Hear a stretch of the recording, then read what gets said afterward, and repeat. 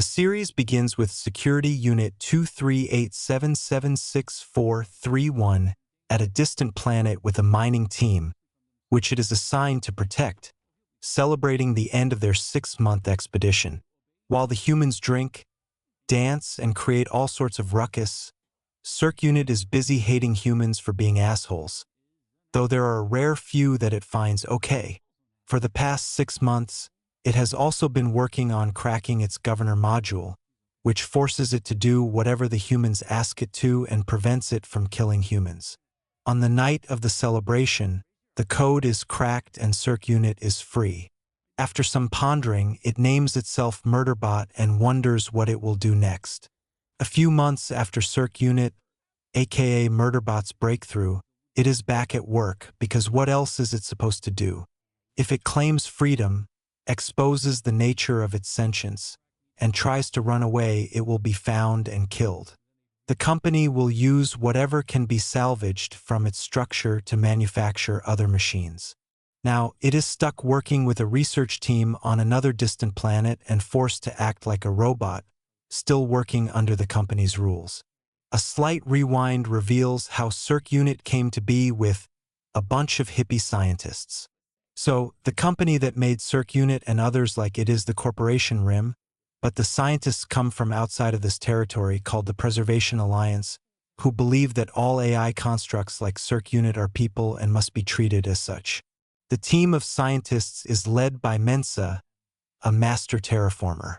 It also includes a geochemist named Bardwaj and an augmented human called Gurathan, whose neural implants allow him to better understand all things tech, but not at the processing speed exhibited by Circ Unit.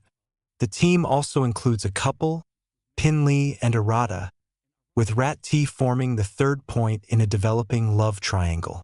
When they arrive at the company to get insurance for their expedition, they are told that having a Circ Unit is mandatory, so they decide to go with the cheapest one, which turns out to be Murderbot, who, interestingly, had been on the road to refurbishment.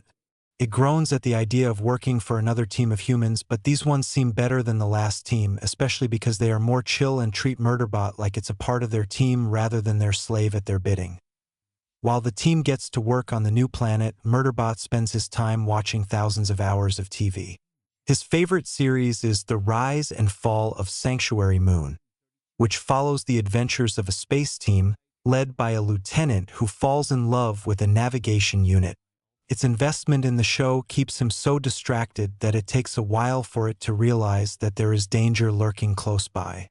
He warns Arata and Bardwaj, but before they can move away, a huge centipede-ish creature shows up and almost swallows Bardwaj before Murderbot heroically saves her and then injures the creature enough to send it running back into the ground.